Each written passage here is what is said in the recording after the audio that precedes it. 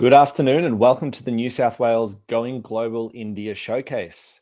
Today's session is driving learning outcomes through partnerships between education and technology.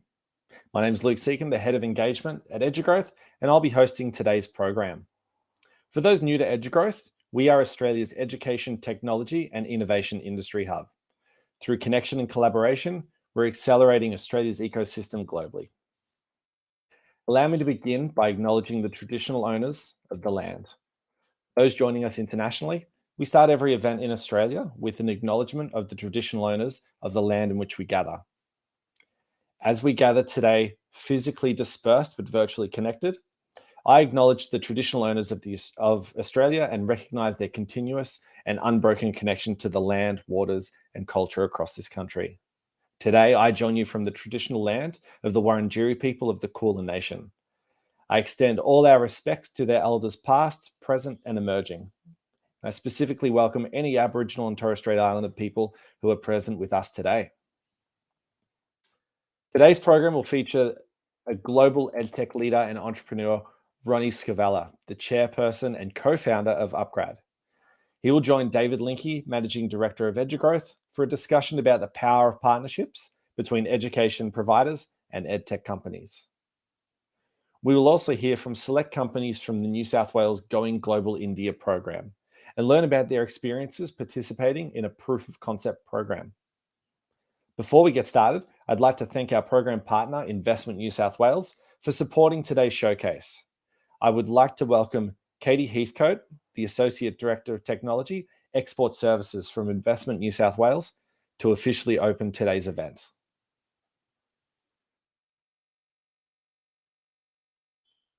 Sorry, Katie, we can't hear you at the moment.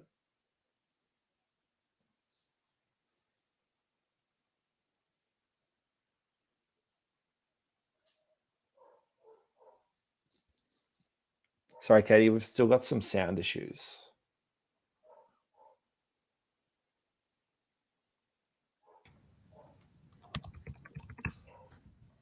Katie, are you there? Yep. Here we go. Brilliant. Okay. Good afternoon, everyone. It's a pleasure to be here today. I'm Katie and I lead the tech export team.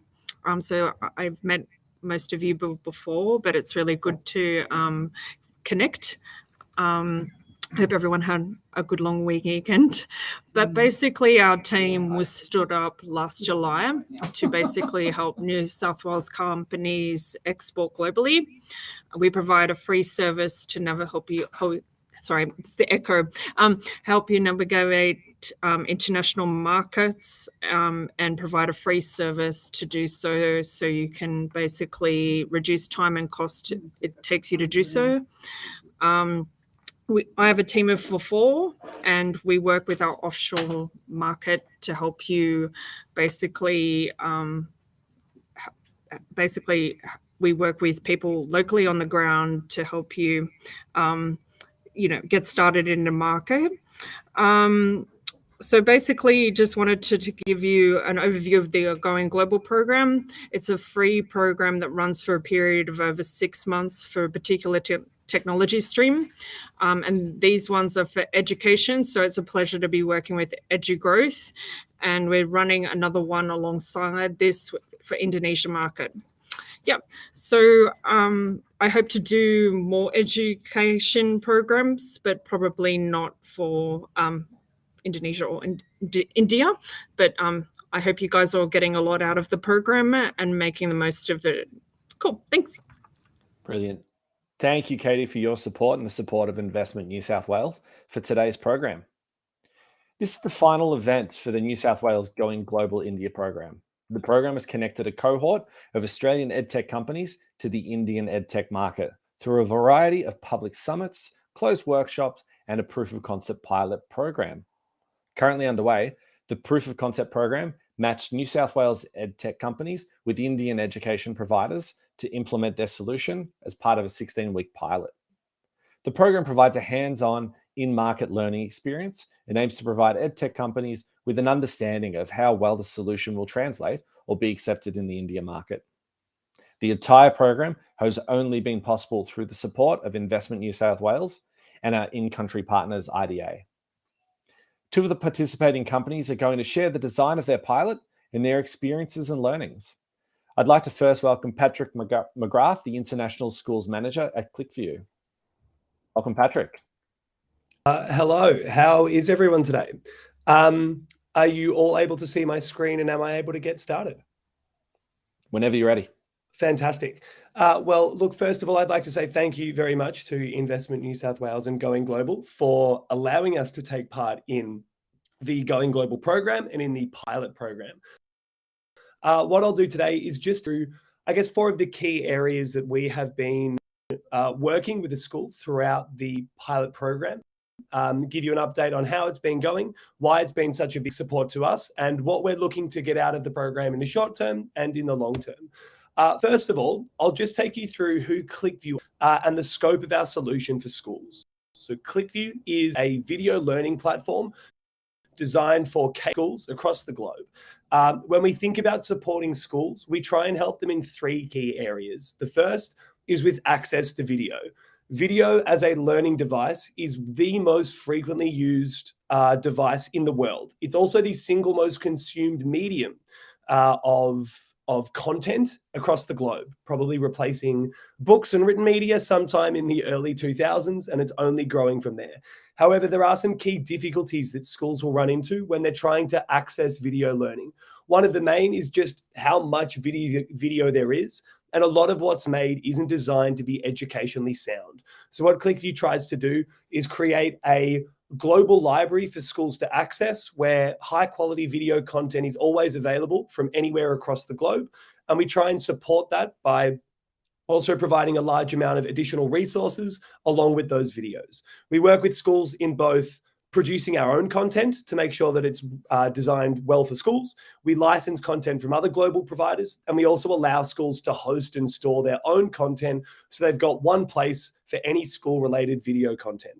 We also try and help schools improve the efficacy of their video learnings by making sure that first, every single video on the platform is always educationally sound and designed with educational principles in mind. So there is a big difference between a video being engaging and good for learning. We try and make sure all of our videos are always both. The videos are also interactive, so you can turn a video from a passive lesson into an engaging and active lesson. There are a range of different resources, activity sheets, and other materials provided both on the platform and to be used in the classroom. And you also have access to unlimited training and staff. So we try and support the upskilling of teachers along with the platform to make sure that the staff are ultimately using the platform as well as it can be used. And finally, because video is often so here, there, and everywhere, often transparency and oversight can be a big issue for schools. So when we're thinking about the solution of ClickView, we're trying to create something that is transparent and has a lot of data and oversight for a school that's working with us. So all the data is collected and presented on the platform. You can look at everything from what's being watched, how it's being watched, who might be watching it, and what timeframes that might be in, as well as student performance and progression. While ClickView is not a summative assessment tool, it is a really useful formative assessment tool. And we've got the technology to help our staff mark and stay on track of student performance and progression across any period of time. In terms of setting up then this proof of concept or this pilot program, there are a few key challenges that we are going to run into and have run into when we think about setting up in India. What I've done is break down 5 key challenges that we've had that the Going Global program and that this pilot program is really helping us solve. The first is just understanding how we teach. While at the end of the day, we can say that a school is a school, there can be very big differences between what one school does to another. And that's exponentially greater when we think about teaching in a different country or a different culture that we've never worked in before. So while we had assumptions, it's been really, really useful just being able to speak to a school about how their staff use video, how much of our current expertise has carried over to a market, and in particular, the types of videos that staff actually connect with. We have a platform with a lot of videos already, but being able to get real feedback from staff on what videos they like, what videos they don't like as much that we find other schools or other staff in other countries have, and what areas are missing have been really useful. Another big thing are integrations. Obviously, as a tech platform, we want to integrate as well and as seamlessly as we possibly can. So knowing what integrations we're missing and what integrations are vital to have is really, really useful for our long-term success. It's a huge challenge that's difficult to overcome until you're speaking with schools. So it's been really to gain that feedback immediately, and it's been really useful in helping us map our long-term success. Another important one would be our competitors. And I don't mean in the sense that we don't know who our competitors are or we don't know who else is in the market, but there's often a big difference, as I'm sure a lot of people here would understand, between what you think is going to happen or what's on paper and how things actually end up going. So what's been really useful here is being able to start to get an idea of what our actual place in the market is. Where do we genuinely fit compared to where we thought we did? What is translated exactly from our experience in other countries into India? And what are the big changes? What are the big areas that we thought we were a solution or we didn't think we were a solution, and we're starting to see that maybe we are? So that's been really useful. Also, this is slightly a COVID thing, but just the lack of real school connection. It's a real challenge, and it can be really difficult to integrate with any market. In fact, it is at the end of the day impossible when you can't meet face-to-face and speak with people. So being able to be connected with a school that's willing to put up their hands, speak with us, and sort of develop that more personal relationship has been really useful. And then finally, this just all of this allows us to prioritize our platform improvements as we continue to move forwards. We know that we're not perfect at the moment. We know that there's a lot we need to do in order to succeed in India. But what this has allowed us to do is start to get some real feedback, some real pain points that we need to address, some real areas where we are succeeding, and start to prioritize what needs to change first versus what can we do a little bit later on to make sure that the platform will succeed. Next up is implementation, looking at how we actually implement ClickView with a school. At the end of the day, ClickView is a school-wide solution only. So when we think about succeeding at a school, we can't just succeed on one level. We need to be something that works across the entire school, because it's the only way that we will actually work with the school. So when we think about implementation, there are three phases of this, I guess, pilot program that we've been in to try and implement. Sorry, Patrick. Hate to cut you off. Just conscious of the time. No just worries. Run through those three things really quickly, if you want to. The three things are, first, our concept meetings, which we've had and we're good. We've had our staff trainings, and we're currently in the pilot program to decide if it does work with the school. And if it does and it's all good, we'll roll out across the entire school sometime in the next 4 months. Brilliant. Patrick, and then desired thank you so outcome, much. do well with the school, and then do well with India. Thank you very much. Now, don't go anywhere, because we're going to have questions for you later. So I'd now like to welcome Ifam Asan, to the CEO of Illumina e-learning, to the stage. Ifam, the floor is yours.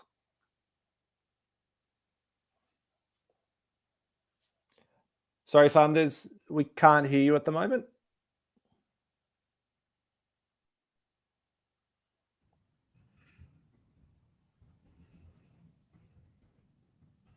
Are you there?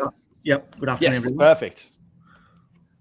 Good afternoon, everyone. So thank you for the opportunity, EduGrowth, IDA, and Investment New South Wales. So today we are going to cover off 4 things with you guys.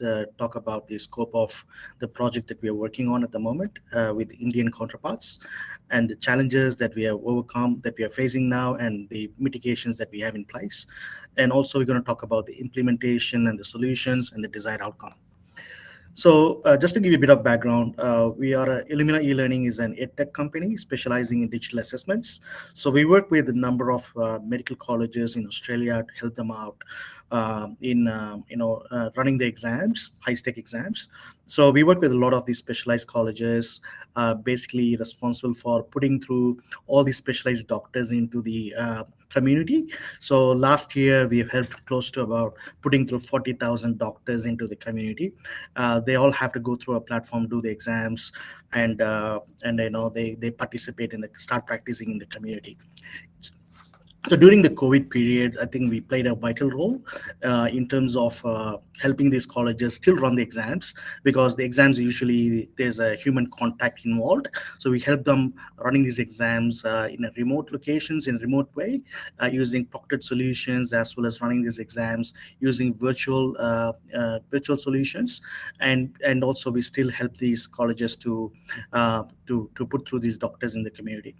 So we kind of started working with EduGrowth, IDA, and in some New South Wales in the last few weeks, in helping them out in basically finding a proof of concept institution. So we found a proof of concept institution called Padma Shri Group of Institutions. Basically, they established in Bangalore, southern part of India. So they comprise close to 8 colleges and deliver courses related to life sciences, management, and allied health science courses. So basically, the problem that they had was to run these exams in a manual, cumbersome way, in a tedious way, and they wanted something to basically to streamline their exams end to end. So basically, they wanted to streamline their high-stake final exams as well as the practical exams. So they do seek a lot of benefits going into the digitization of the exams. So they think that will increase their productivity and it will save the cost, and also it will provide easy access to the candidates, especially in the period of pandemic, where the students can sit at home and do the exams at the comfort of their home, and also it will be more live, interactive, and engaging. So the challenges that we faced while getting into this project, basically understanding the educational system, mostly the curriculum, policies, and processes. And because some of the governing bodies in India did not allow the digital exams, so we just wanted to make sure that what the solution that we are providing is basically going to be allowed by the Indian government and the Indian governing bodies. And also gaining insight onto the college exam processes, because we have been working with a lot of institutions in Australia, so we kind of know how the Australian institutions work. So we kind of take that experience from one client to another client. So when it comes to this particular Indian institutions, we are working for the first times. There was some difficulty gaining insight when you're working remotely. So that is something that's one of the challenges we had. And then the other challenges that we kind of perceive that it's going to happen would be transitioning them from end-to-end manual exam processes to a digital mode. Also training these teachers and admins in the new systems.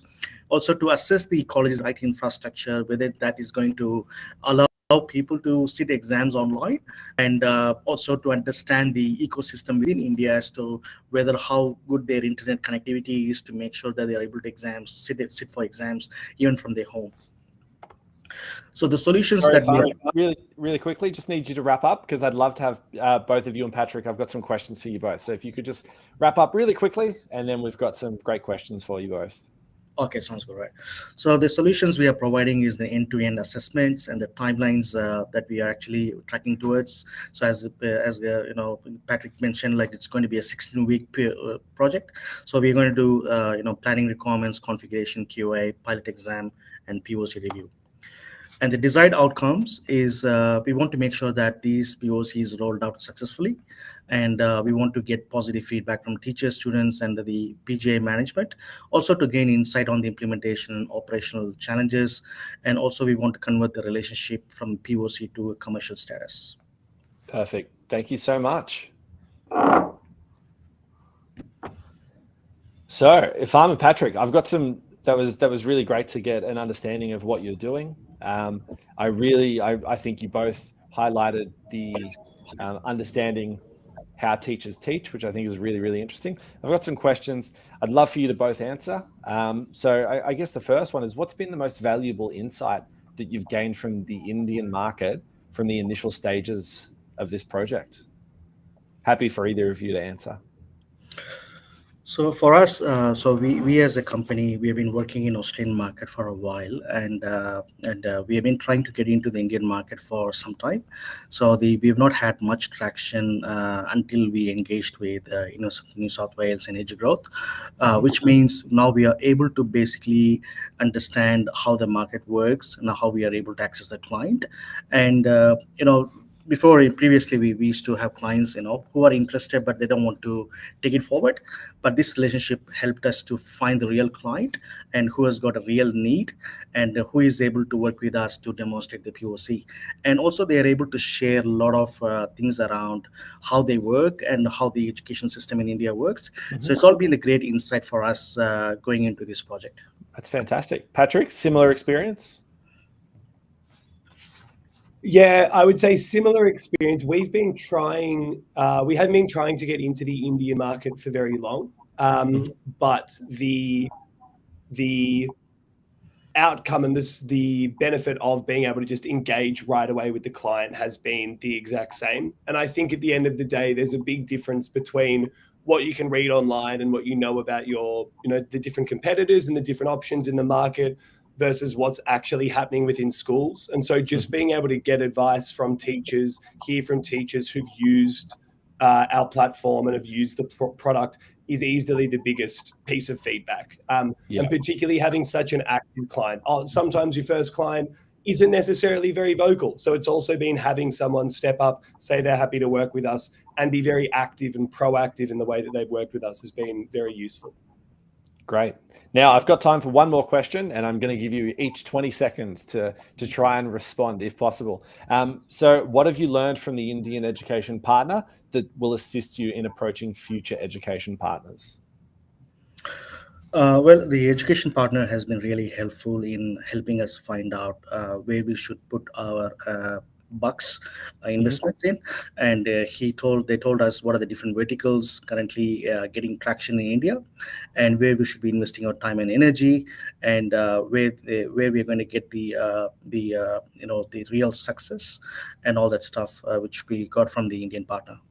Brilliant. Patrick? Ours has been how to position ClickView within the market, and what specific things the Indian schools are looking for that we need to outline in order to make sure that we succeed. Perfect. Thank you so much. Once again, thank you to Ufam and Patrick for highlighting your proof of concept pilots. Very excited to find out how it all pans out. Thank you. This brings us to the thought leadership portion of today's program. I would like to now welcome Vish Panapan, the New South Wales Senior Trade Commissioners, respectively, for ASEAN and for India plus the Middle East, to the stage to welcome today's esteemed guest speaker, Ronnie Screwvala. Over to you, Vish. Thanks, Luke. I'm really very happy to be on this forum, and similarly delighted to be given the opportunity to introduce our very special guest, Ronnie Screwvala. I had the privilege of meeting Ronnie when I was working in India with my previous company, KPMG, and we happened to be on an education panel, and I got to understand the extent of who Ronnie was and what he's done. Ronnie Screwvala is a first-generation Indian entrepreneur in the truest sense of entrepreneurship. He's a philanthropist, an opinion leader, and an author. I have a page that I mentioned to Ronnie that I would read, and he said, "Oh, Vish, that's too long. That'll bore people." So what I've done is, true to form, Ronnie doesn't like to talk about himself, but I will highlight 3 or 4 very interesting stories about Ronnie. He first went into cable TV in India many years ago. And for the first 2 years, didn't get too many takers. And people around him said, look, treat that as a failed startup and then just move on, Ronnie. But persistent as he is, it is a known fact in India that Ronnie was a pioneer, and he pioneered cable TV in India all those years ago. Now, entrepreneurship is it's about finding and seizing opportunities and moving on from learned experiences. And Ronnie has certainly done that. He saw an opportunity in toothbrush manufacturing, and after many years and many setbacks, went on to build one of the largest toothbrush operations in India at a time when there was no ecosystem for private equity funding or bank debt to startups. And so really classically bootstrapping the opportunity up. And of course, also other opportunities such as TV home shopping well before its time. Ronnie went on to build a media and entertainment company, UTV, where post many pivots and almost 4 or 5 bankruptcies and 15 years of hard work, he scaled it up to a size spanning all aspects of content and platform and delivery. And he then divested UTV to the Walt Disney Company in 2012. Newsweek termed him the Jack Warner of India. Esquire rated Ronnie as one of the 75 most influential people of the 21st century, and Fortune as Asia's 25th most powerful individual. Ronnie is the author of 2 books, Dream with Your Eyes Open and Skill It, Kill It, which aims to pull back the curtain on the professional world to give an insider's view of the invisible skill sought and rewarded by global businesses, top recruiters, and leading CEOs. You can see the theme of education and empowering others through his own experiences. Ronnie is a co-founder and chairman of upGrad, which focuses on massive online education market and the fact that learning for every working professional is now a lifelong commitment. Ronnie, along with his wife Zarina, are the co-founders of the Swades Foundation, which is committed to empower 1 million lives in rural India every 5 to 7 years through a 360-degree model spanning water, sanitation, health, education, and livelihood to lift people out of poverty permanently. And finally, as a hobby and passion, Ronnie loves to tell stories that must be told via movies. And with his new brand, RSVP, he also owns 3 sports teams under the brand of Umamba in 3 sports. For those of us in India, one of them is Kabaddi, which we're all familiar with, volleyball and football.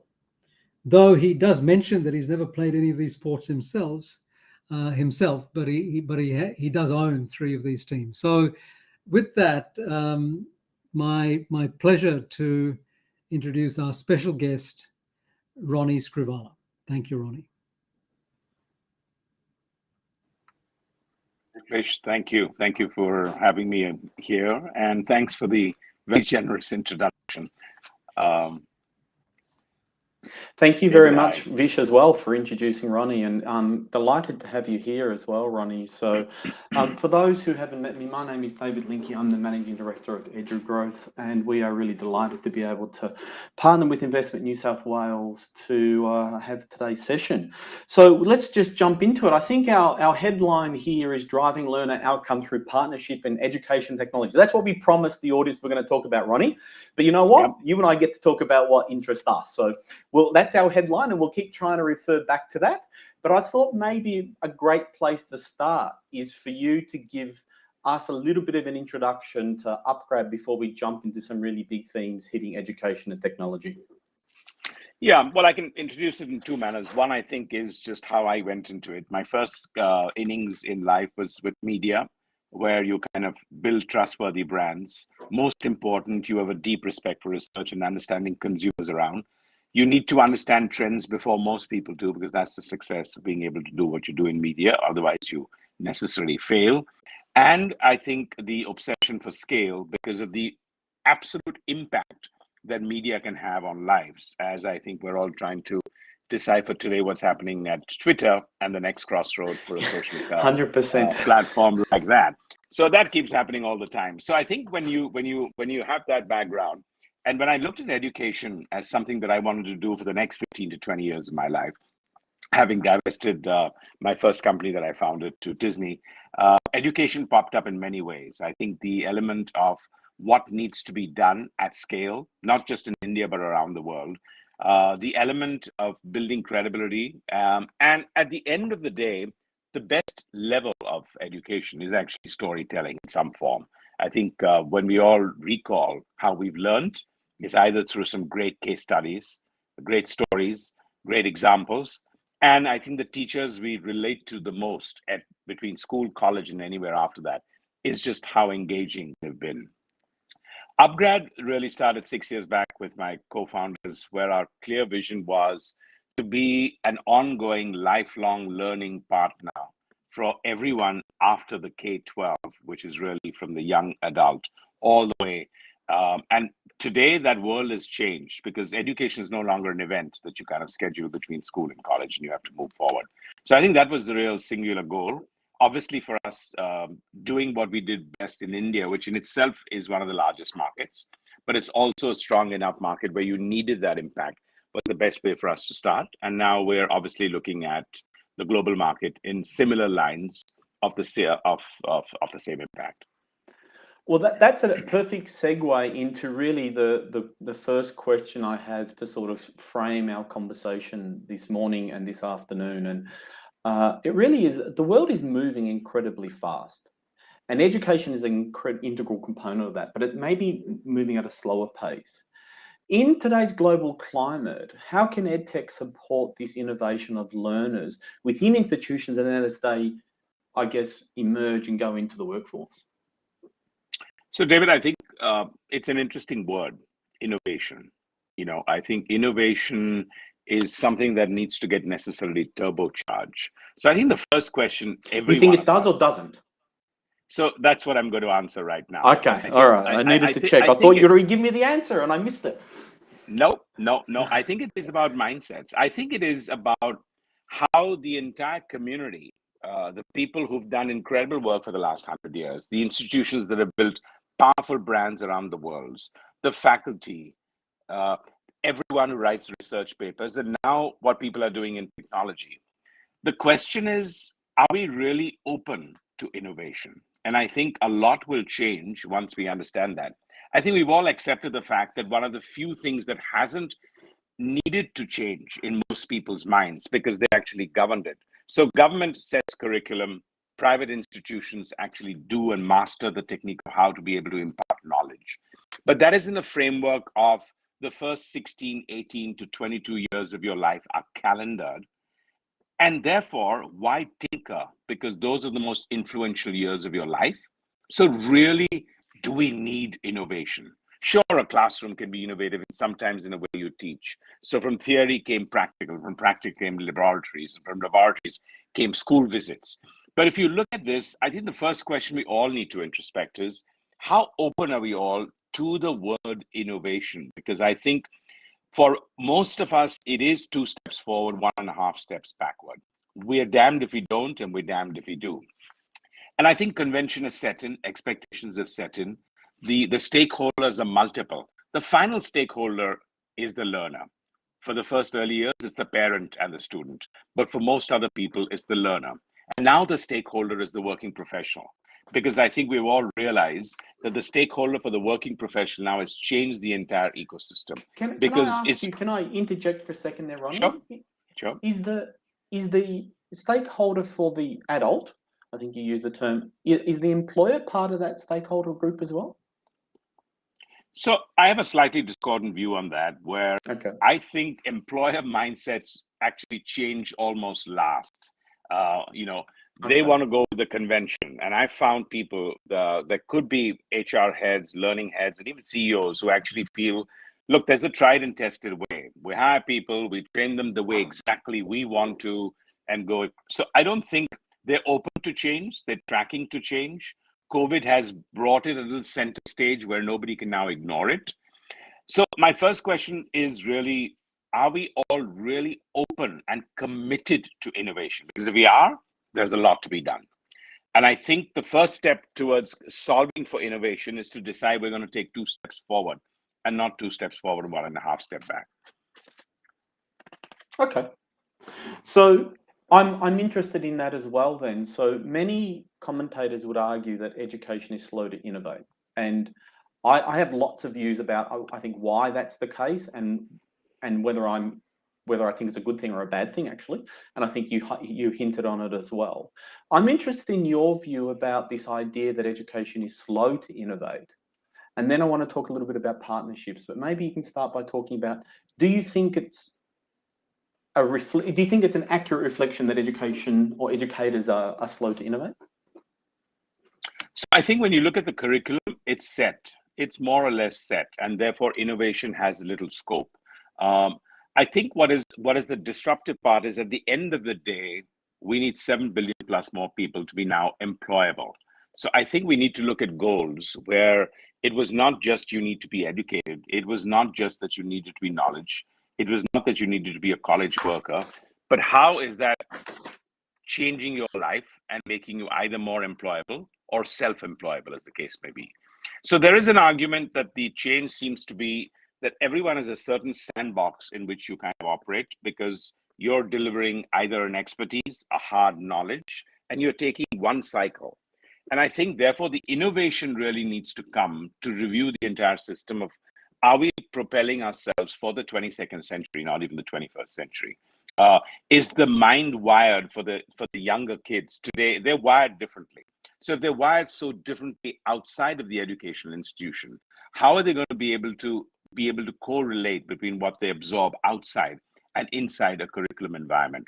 That's, I think, at the school level.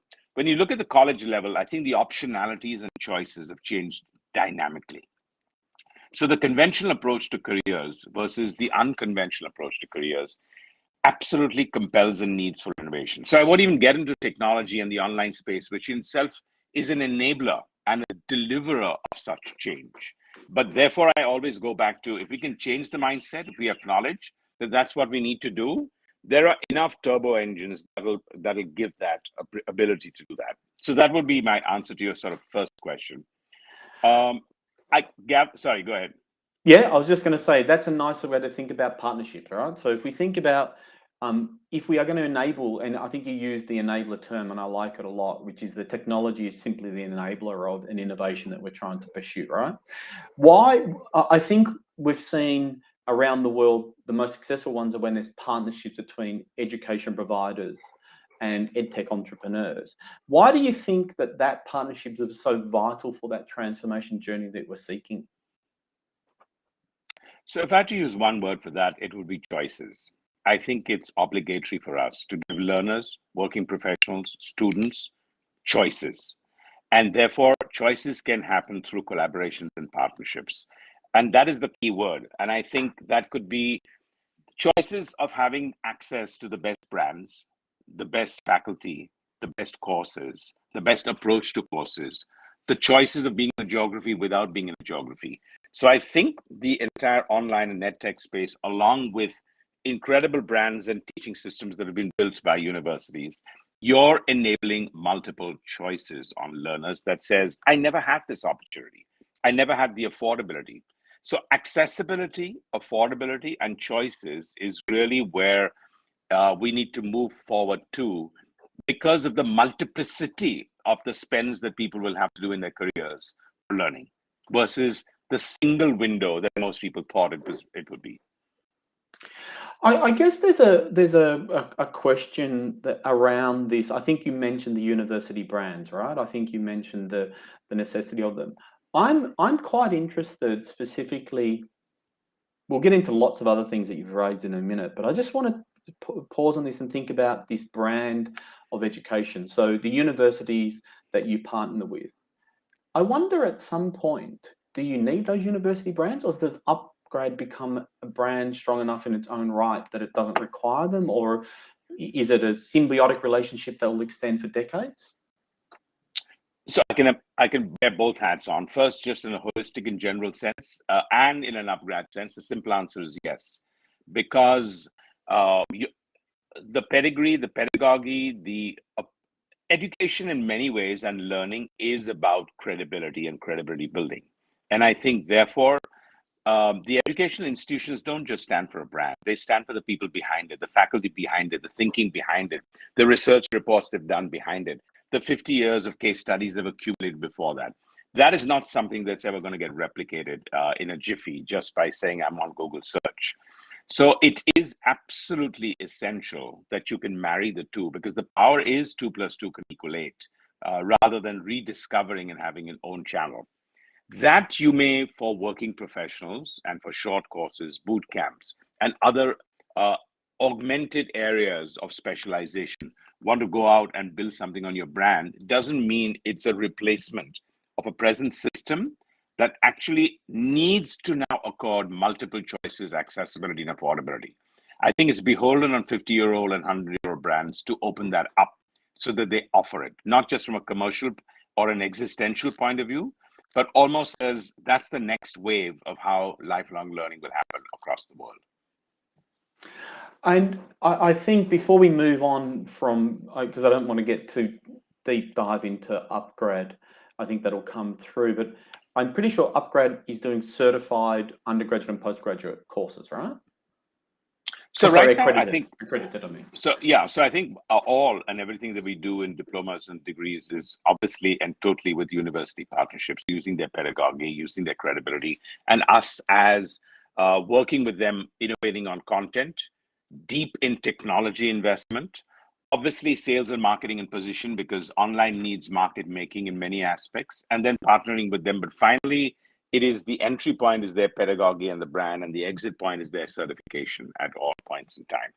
When we look at some of the short courses, soft skills, and other what we will call quick up learners or specializations up to 6 months, that's when we've gone with our own brand. Okay. And you used the term accessibility and affordability before. I'm wondering whether or not equity is part of that conversation as well. Do you see that this innovative delivery model improves the equitability between different socioeconomic cohorts?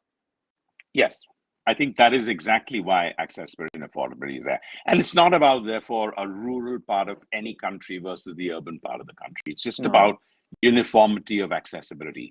I'm saying in a city, you could, because education overall in institutions has always been a selective process. It is something to aspire to be in the top 100 or the top 1,000 or the top 2,000 at your entry level. But your ambitions can't be curtailed to just how do I zero in to be in the top 2,000 versus how do I look at life and what I want to do. And I think your barometer changes if you feel you have platforms, capability, and accessibility, which will allow you to focus on the long term. In some manner, as universities and as educators, we teach long-term versus short-term. But in many ways, the selective process actually makes you think short-term versus long-term.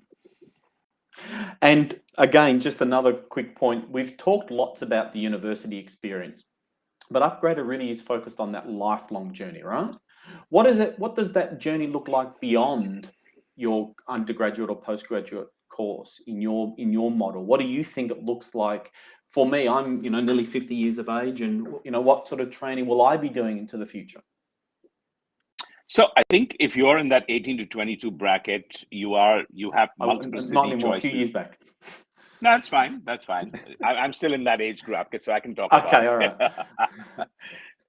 But I think in that age bracket, besides of undergraduation, it's about the choices that you can do. Not many countries and not many curriculums offer multiplicity choices. At a very early stage, people feel they need to figure out which walk of life or which strand of careers they need to do. So the ability to understand a lot more about choices at that early stage is what I think is the first disruption and innovation that is taking place. Therefore, on-campus courses that outside of your curriculum gives you the ability to check on careers of tomorrow is an augmented part. The element of being able to smash geographical borders and study abroad, but in a different manner to study abroad, because study abroad to most people was that high pressure again. Can you get a visa? Can you get a work permit? Can you get all of that? So that market is actually opening up, which is why our very strong commitment to Global Study Partners, GSP, and what we're doing in study abroad in India too, is really, we're disrupting together a very different market and opening up a canvas where we are making it a global landscape. I think the ability, therefore, so we look at college learners and then we look at working professionals. That's how we look at life. And I think in the college learner section, getting you more life ready, giving you multiplicity of choices on campus, study abroad, short courses is one part. But when you come to the working professional, which is your question as you asked, outside of degrees and diplomas, actually the short courses and boot camps today. And at upGrad, we're a firm believer that the global umbrella for lifelong learning is going to be some sense of mentoring and coaching. I think a couple of basic questions we all ask ourselves is, what do we want to do when we grow up? But that's at an earlier stage. And two, yeah, exactly. We do that. And I think the second one is, who's been your idol? Who's been your mentor? Who's been your this? And I think that has changed. I don't think today you can have one person that you look up to. It is a multiplicity. The world has changed substantially. So your ability to have access to mentorship and coaching at different levels, different stages, different geographies, different mindsets of people, that ecosystem is also what we're trying to build into. So to answer your question, I think you can now have access to being a doctor and a doctorate, which you would never have thought through in your crossroad off, because now you can do that without necessarily taking 3 years off or 2 years off or 5 years off, as the case may be. I think soft skills, the ability for us to be rounded individuals in our workforce, is something all of us take for granted because we see ourselves as good communicators, but most people can't and don't. It's a really nice way to segue and start thinking about these partnerships at a slightly deeper level. And there's a question in the chat box which is very similar to the one I was going to ask. So let's pop that up if we can, producer, which is, what do you think is the key innovation and collaboration between education institutions and the EdTech sector? So, I think we need to be cautious because collaboration is a tricky word. It's a nice word. It's a lovely word. But real successful long-term collaboration happens when there's a meeting of minds and a win-win agenda from day one. And I think partly most people think collaboration is, look, I do this best, you do this better, why don't we collaborate? And that's one way to do that. And that's a good starting point. But for something as deep-seated as influencing lifelong learning, I think it needs to have a stronger bedrock. And I'm a firm believer that in the conversations and engagements that we do with our partnerships, it's really, let's answer the 40 questions now, because we're here for the first 3-4 years will be credibility building, changing the environment.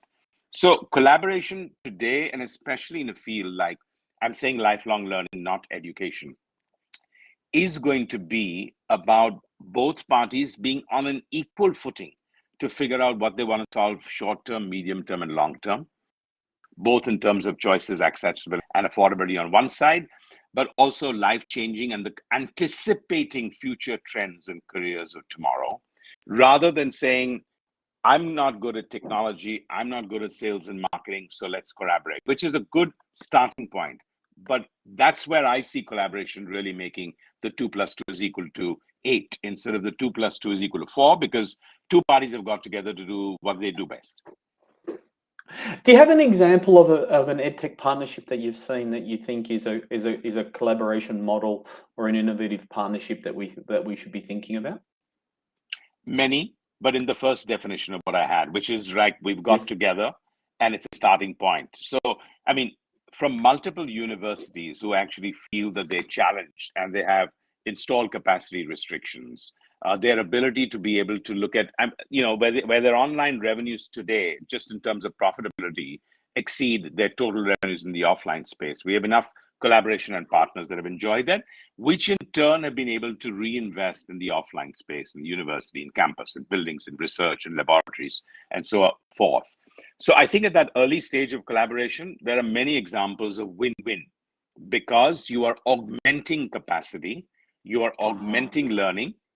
And I think the best way is, when upGrad has approached most of our university partnerships, it's never been with the line that says, hey, these are some of the courses you do so very well, can we take them online? That's 10 to 20% of the conversation. The 80% of the conversation is, we've done enough global studies, we have a large alumni, we understand trends, these we think are the careers of tomorrow. This is the subtlety in doing something in either machine learning or even doing an MBA in business analytics or data analytics versus being in the conventional sense. So can we launch something where we feel this is what the careers of tomorrow are? And during the process of this 9-month, 11-month, 18-month, 24-month course, that 20% of soft skills, which you can't fit into a curriculum, but in online, it gives you that ability to do that. How do we take that to the next level?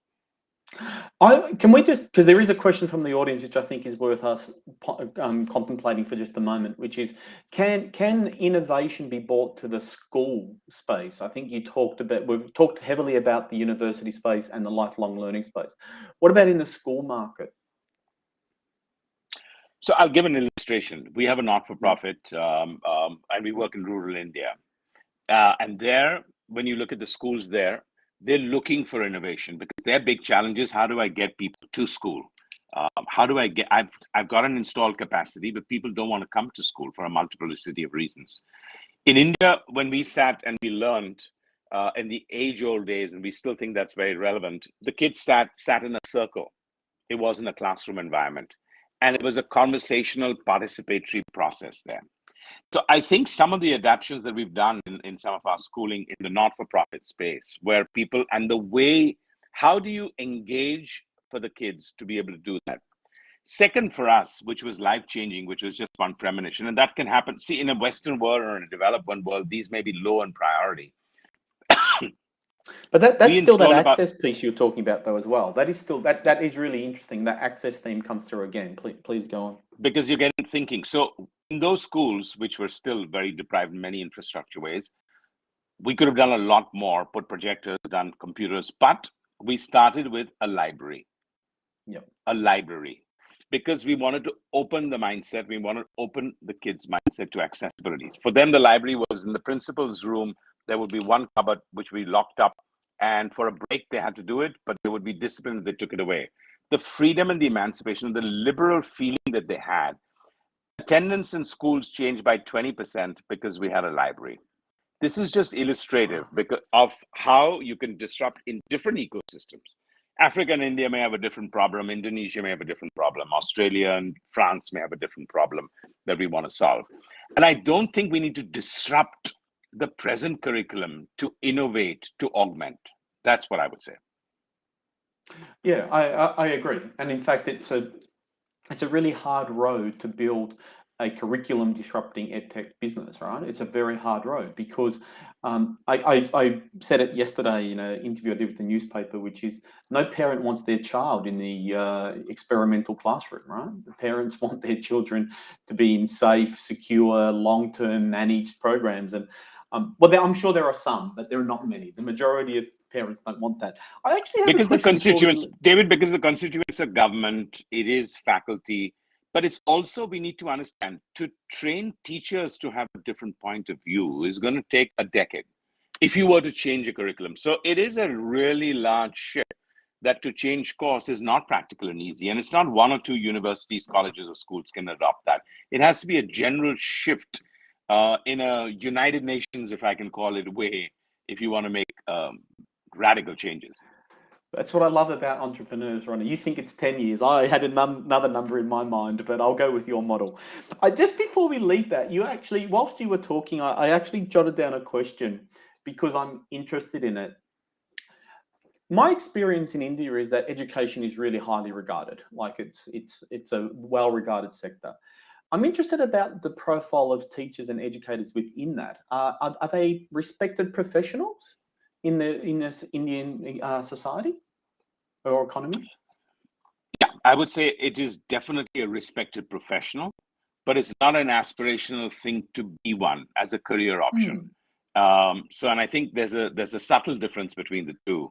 So is it a normal career choice? It's necessarily not, because it's almost looked at, then you're in the social sector, you're in the not-for-profit sector in some form or the other.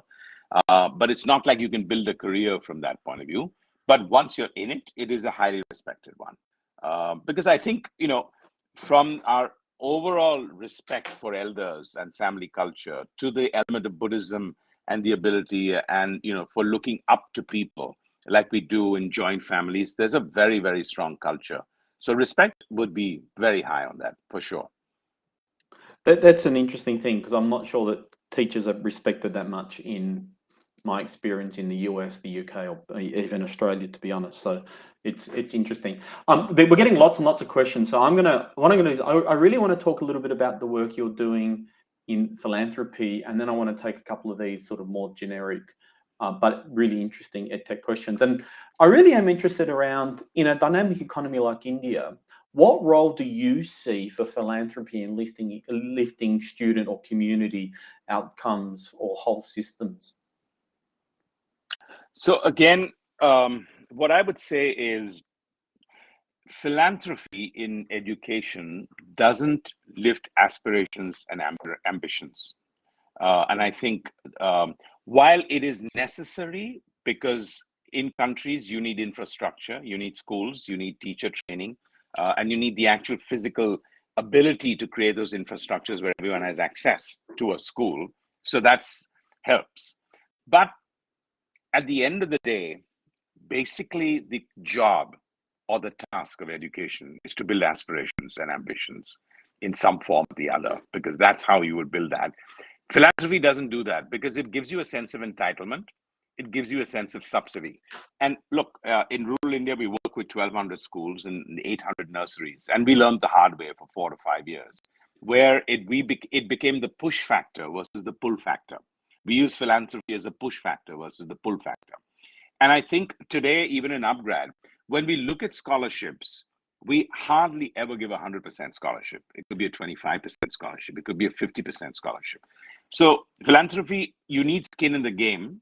You need it to raise aspirations and ambitions outside of the fact that some part of it can actually go into helping the needy and creating an infrastructure for sure.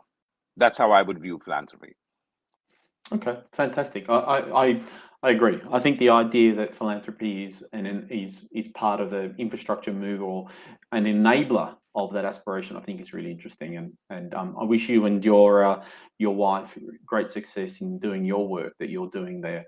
I might turn to some of the questions that we've got, and I'm conscious of our time. We've got about 5 or 6 minutes of your time left. And there's an interesting question here, which is, do you have advice for foreign EdTech companies trying to enter India when considering the price point that they may need to sell at to make it work? You know, for the last 25 years, I've been talking to media companies globally. I partnered with one and the same thing happened. India is a country where you will always have a very, very large market, but it's not that 1.3 billion in any case. And if you look at anything with that kind of, there is the tier of the 100 million, there's the tier of the 300 million, and many aspects. Is the pay culture, I think from a point of view, if you look at the same pricing that you would look anywhere else, it's tough. But that is solved in many ways because you can actually leverage cost in a very different manner. You can leverage accessibility infrastructure in a different manner. But I think India, I can't say, because everyone thinks every country is a unique market. So I'm not going to go down that path. But large markets like India, China need a very different approach to necessarily how you want to look at education, pricing, and then going forward. I think the biggest mistake some international companies do is they look at this as a syndication opportunity. I've perfected what I've done in Australia or England or Canada or the US. And how do I helicopter land that with a little bit of adaptability by a local CEO and make that happen? Instead of, here's a large market, I know what I know, let me start ground upwards here. Because the minute I start ground upwards, my cost expectation will be different. And then my fee expectation will be different. And my impact expectation will be different. I absolutely agree 100% with you, because I was that local CEO trying to tweak an international company's strategy across Asia Pacific, and it took a lot of time to try and convince them of that. And if the person who asked that question wants some details, there's a fantastic case study from Harvard called the Honda Case A and Honda Case B, which you should have a look at, because it's a fantastic story which illustrates exactly that in my view. Great question here is, do you think the universities tomorrow need to be better integrated into workforce processes, and the teachers of tomorrow are not professors but professionals? What's your thoughts there? Yeah, I think everyone needs to be progressive. So, I mean, nobody can argue with the fact that everyone needs to be a little bit more multidimensional than it is. When I talk to faculty teachers, I think we overestimate the time we think they have on their hands, actually. And they have very little hands, because between actually teaching, preparing for teaching, grading, and then planning the next curriculum, time is one of the biggest scarcities with most faculty around the world.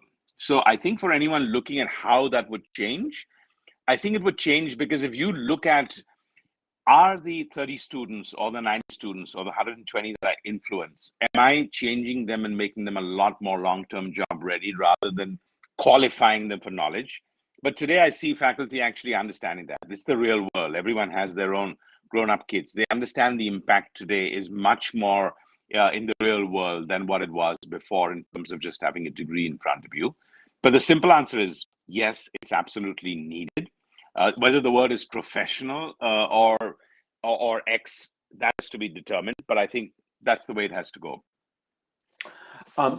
Fantastic. I've got really time for one question, and then there are lots of questions coming through. So thank you to the audience who are asking questions. I really am interested in connecting this to back to your ambitions in Australia. And I know that you've acquired Global Study Partners, which is a leading Australian education technology business. And I'm really interested in your view of the Australian market and the interest and why Australia is of interest for you in upGrad. Well, I mean, I think we're just about finalizing our arrangement and our long-term partnership with the acquisition of GSP. Absolutely. I think a lot of that is to do with geography, with founders, with vision and ambition, and what the market is. And I think specifically in the market that GSP represents for us, I mean, frankly, Australia is one of the top destinations for most people. There is an incredible depth in terms of universities, pedigrees, etc., that has happened in Australia, which is a natural magnet for people from Asia anyway to gravitate to Australia, outside of the many other liberal approaches there. For us, I think it's much more that in the element today, what we're looking for and what GSP is looking for is a global market. So where your headquarters gives you the culture of the founders, the promoters, and the ambition, but the market for everyone is global. So we're quite happy that it's an Australian-based company with Australian founders, with Elaine, Kevin, and everyone there, but more that it has global ambitions in a sector which completes what we all want to do, which is be partners in a lifelong learning process. And you're absolutely right. And I think that, you know, their GSP being based in Sydney as well and using that global status, it is certainly a global city, and New South Wales is certainly one of the key markets in Australia. And it's also a fantastic launching point to other markets around the world as well. You start to build the understanding of the, established economy markets and start moving to others. But I'm sure you've got an incredible experience there. So Ronnie, I could go for another couple of hours, but we do have a time limit here. So on behalf of EduGrowth, Investment New South Wales, I really do thank you for your time this morning and this afternoon, and really appreciate it, and got some fantastic insights. Thank you very much. Thank you. Thanks, David. Thanks, everyone. Lovely. Thank you. Thank you, Ronnie and David. What a fantastic conversation. We're now going to spotlight another company from the New South Wales Going Global India program, Health Staff Ed, who has a great story connected to the Indian tech market. I would now like to welcome Anita Whitelam as the National Manager of Health Staff Ed. Anita, welcome to the stage. Thanks very much, and thanks for having me. I'm wondering if you could pull up that screen. Yeah, great. Once again, thanks for having me. So what I want to talk about is to start off with what we're offering.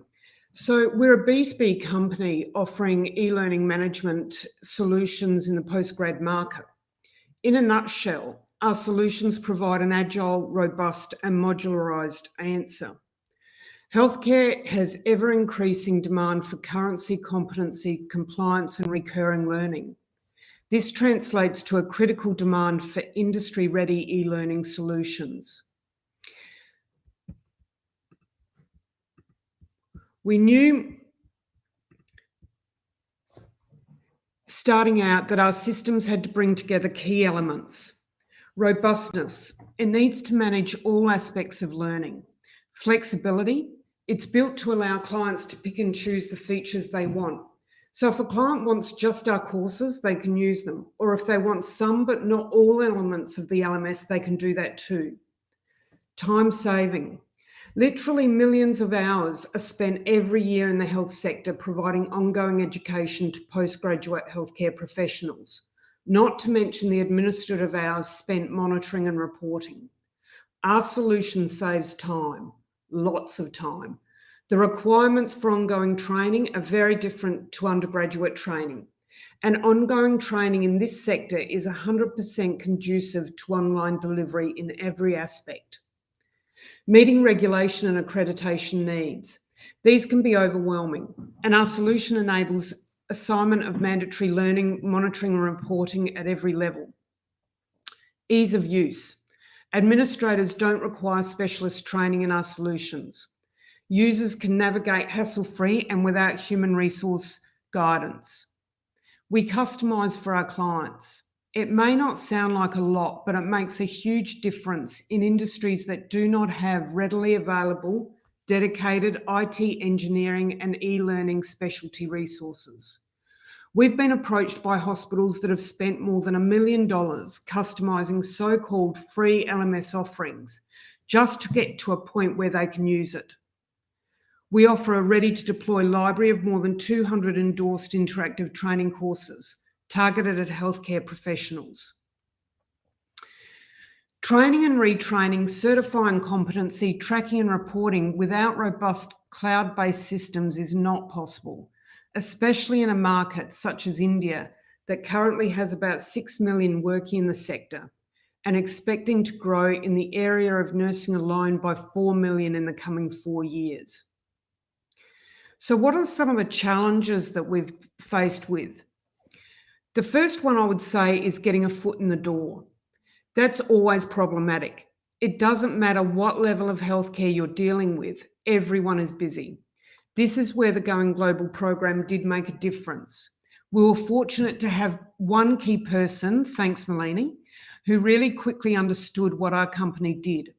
Once we started working together and identifying organisations that may be a good fit, Going Global helped with the initial contact. And with ongoing support, we've taken it from there, but it's given us the credibility to get in. Another challenge has been making our course content India specific. Fortunately, the benchmark international standards used in Australia are the same as India, and we knew this going in. So whilst most content was appropriate, we still needed to engage a team of Indian physicians to review, verify, and change where appropriate every single course. Understanding market variables like pricing is another challenge. Pricing and getting it right is a known obstacle to overcome, and the Going Global program has provided opportunities to discuss this in forums, which has been really helpful. I might just stop sharing now. Yeah. So in terms of our desired outcomes, what we want to achieve and the impact we're looking to make, Health Staff Ed wants to provide an accessible, low cost, but highly productive solution to the issues associated with providing continuing education to healthcare professionals in India. In India, like Australia, following graduation, all healthcare professionals require annual continuing education. For example, nurses require a minimum of 30 hours per year. We are talking about literally millions of people requiring this training annually. When thinking economically, India will spend an estimated $280 billion this year on healthcare. And let's consider just one factor in that cost, attrition. So since 2005, about 2,000 research papers have been written that deal specifically with the cost of attrition and turnover in healthcare.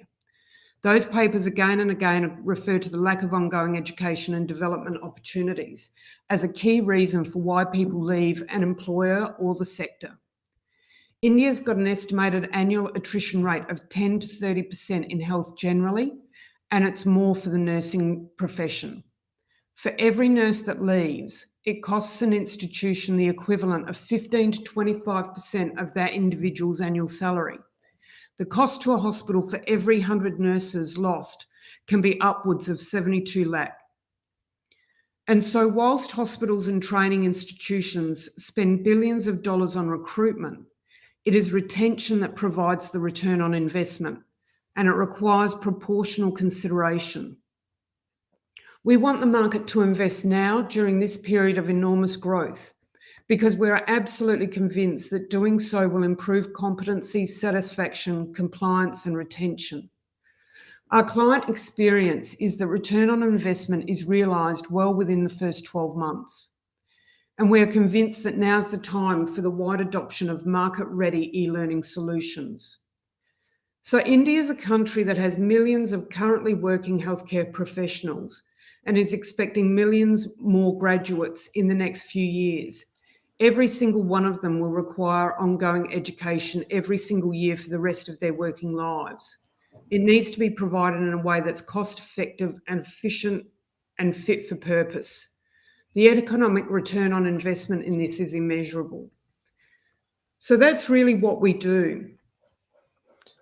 Anita, thank you so much for that. I've got a couple of questions. I guess the first question you kind of touched on a little bit, but what attracts you to the Indian EdTech market? Yeah, so look, I think being in the specific sector of healthcare, we know the similarities in our sectors. And Australia has benefited greatly from India's world-class leadership in specialties such as renal transplant and cardiology. India and Australia have a close natural bond of proximity, and the Indian sector is now working so hard to meet global standards. So the investment from government and the private sector is amazing in India, especially given the huge strain on the economy since 2020 with COVID. So we know the commitment is there. We want to be there to support the return on the incredible investment being made. At the heart of this is a total belief in and commitment to improved healthcare. We see ourselves as playing a very small but essential part in this. You also touched on, I think it was 4 million nurses, I think. Yeah. So how is Health Staff Ed positioned to support learners globally? So what I think is that our solution's market ready. It's been built and tested for rapid upscaling, and it requires no special infrastructure or training for implementation. Being modularized means that clients can pick and choose the features they want and leave the ones they don't. It makes it flexible and less prone to the traps of a cluttered system. It means that clients can get the system that they want and meets their needs. Brilliant. And I've got time for one more question. So what do you think EdTech companies like Health Staff Ed can offer learners in India specifically? Look, I think, again, it's about having the ready to deploy system. I think also for us, it's about being not only having the LMS, but being content sensitive.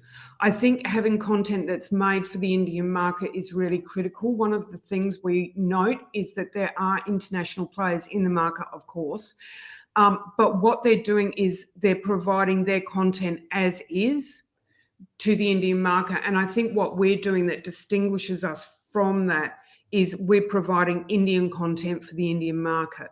So I think that's really what it's about. It's about knowing the market and knowing and respecting the market, I think. Brilliant. Anita, thank you so much for your time today. Thank you. It's been a pleasure to learn more about Health Staff Ed. Thanks a lot. I would like to thank today's guest speaker, Ronnie Screwvala, for the insights and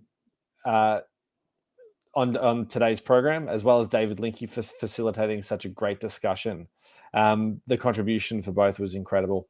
Thank you to all of our speakers today, Patrick McGrath, Ifa Masan, and Anita Whitelam, for sharing their EdTech solutions and their experiences within the India market. Thank you again to our program partners, Investment New South Wales. It's been a delight to facilitate the New South Wales Going Global India program with you. If you'd like to find out some more about the New South Wales Going Global program to India and the companies participating, please visit the link on the screen and in the chat. Thank you once again to everyone for tuning in today. It has been a pleasure to host, and we look forward to seeing you at our next event. Thank you so much.